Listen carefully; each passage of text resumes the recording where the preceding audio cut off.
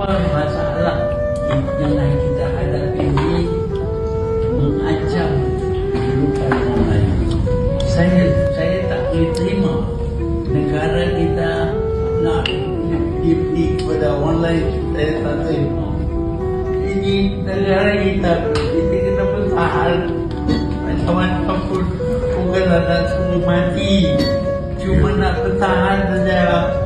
Sikit saja orang Ukraine mati dan bertahan negara dia. Kita nak suruh orang Melayu keluar mengundi bersama. Macam mana kita nak ada kerajaan, nak ada negara, kita tak mengaji sampai macam itu. Sorry lah, bila saya pernah pasal bangsa saya, negara saya jadi emosional. Sorry, I'm very jadi saya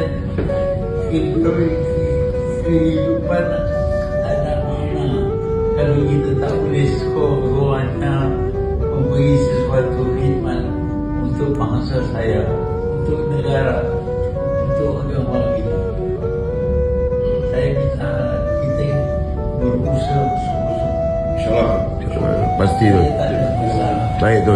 Saya umur dah lebih, dah pergi tak lama lagi.